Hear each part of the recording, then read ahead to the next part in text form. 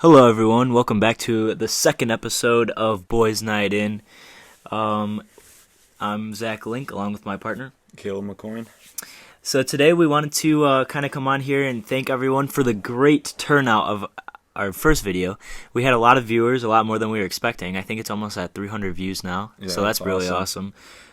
We want to start uploading it to like Spotify or some sort of streaming website like that, but it's hard because we need to like pay a fee to have a membership to upload to a different website. So it's like, I don't know. So we're gonna keep it on YouTube for now when we're gonna try and get a sponsor. So hopefully that can give us some money to upload it onto a different source, a little bit easier for everyone to listen and such. But we also wanted to shout out some people that complimented our first episode, and this isn't everyone, these are just a few people.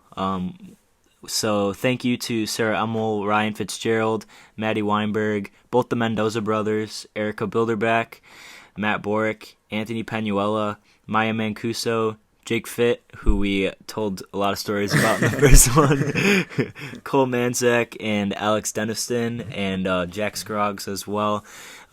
So thank you guys all for being supportive and kind of giving us some feedback about our first episode. It means a lot.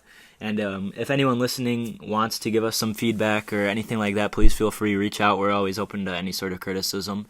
Honestly, it'd be better if we had that so we could improve ourselves as much as we can, because we kind of want to get good at this. I think it'd be cool if we were really good.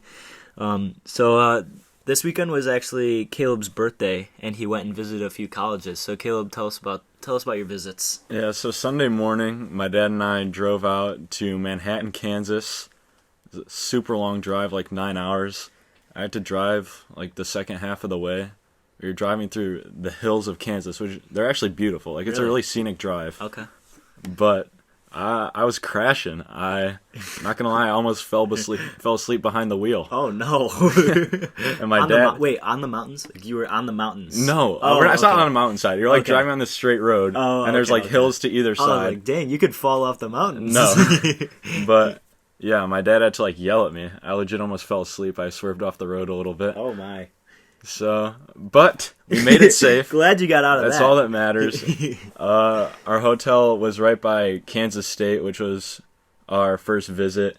Got into town, had this great taco place. Okay. Tacos Lucha, I think it was called. You think that would influence your decision at all to go to that college? Yeah, absolutely. There's some other factors, but yeah, so we got up, did Kansas State, drove to University of Kansas, and then the next day drove to Mizzou, and then came back home. And all of them were awesome. I really liked all of them. All of them are pretty similar, like, cost-wise. And I could see myself going to any of them. And it's going to be tough, but I think one of the main factors in my decision is it's going to be the girls, Oh, wow. That is horrible. Okay, let me get this straight. So you went and visited 3 colleges, right? You liked them all. Uh-huh. But the deciding factor is going to be based on the females that are attending these colleges? They all have great business schools, which is what I want to go into. Like I said, beautiful campuses. The facilities are amazing.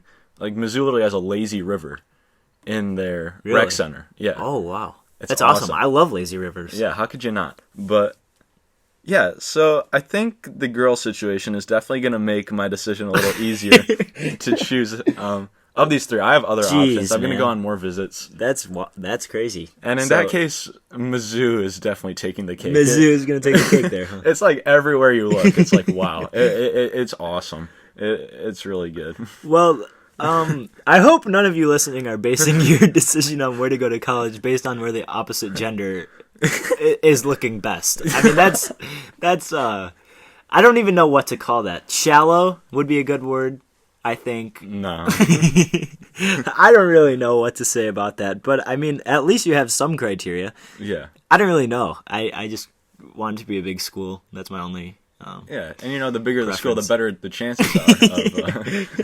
I mean, I guess you got a point. So, yeah, that's crazy. I mean, yeah. Yeah, wow. That was all I really have to say about that one. No, I get it. It is a little shallow.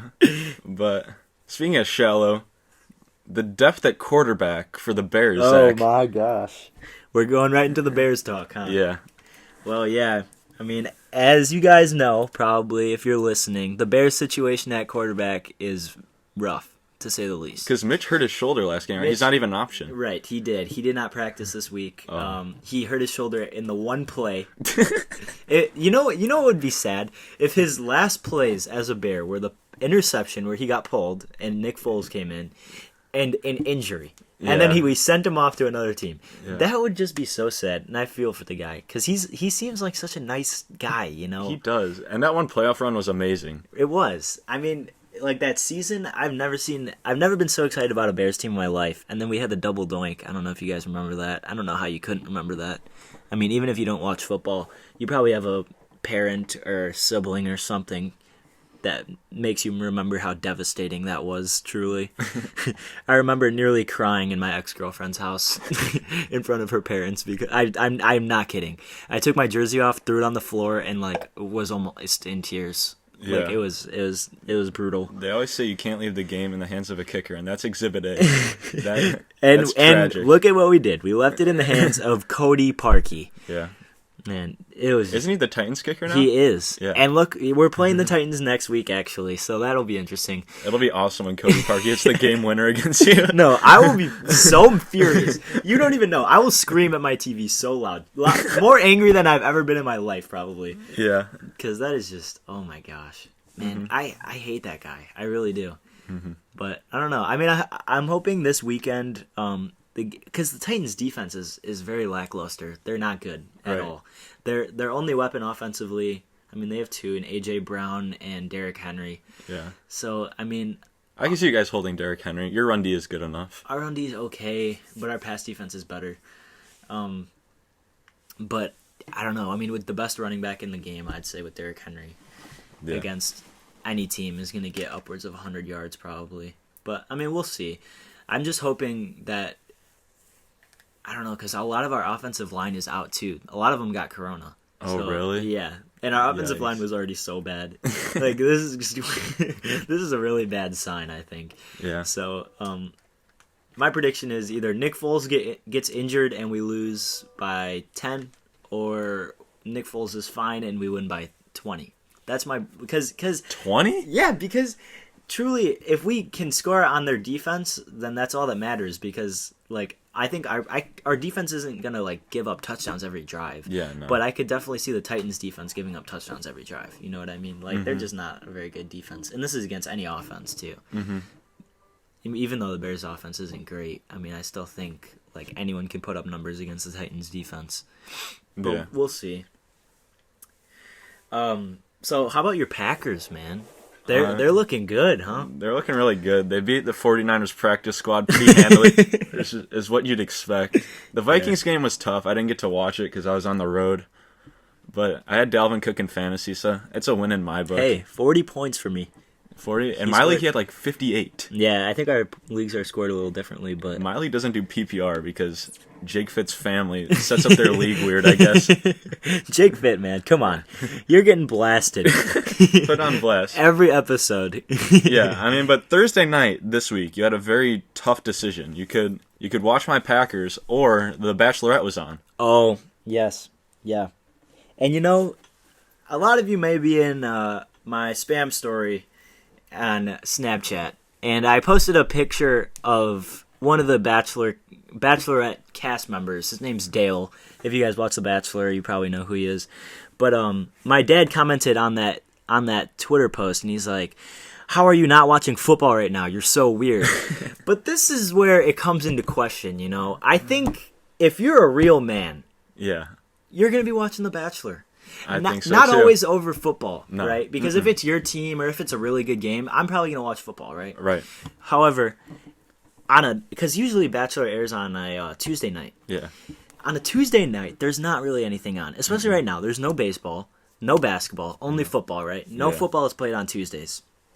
And if you are watching The Bachelor, the most entertaining show on television, I'm going to have to question you as a person. Yeah. You know? I mean, the whole franchise with The Bachelor in Paradise, Bachelorette, Bachelor, It's also good. Like, Bachelor in Paradise, you can't go wrong. No. You put, like, 20 attractive people from each gender on an island. And it's just chaos. It's amazing.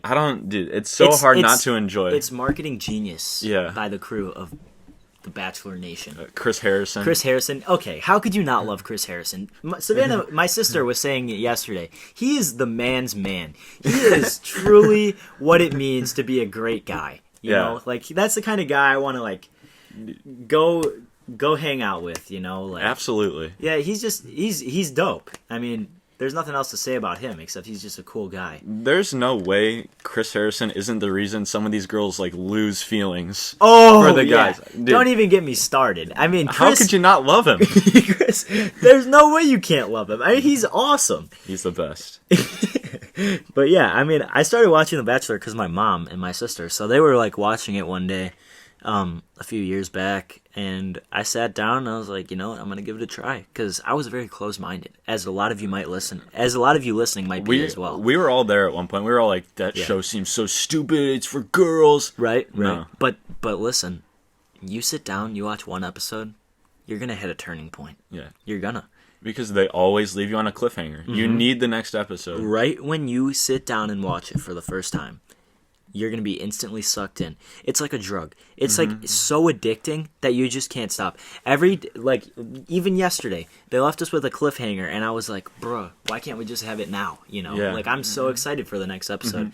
And I actually told Miss P, my English teacher, about this podcast. So if she's listening to this episode, then, and I know she's a big Bachelor fan, so maybe she'll like this part of the episode. Yeah.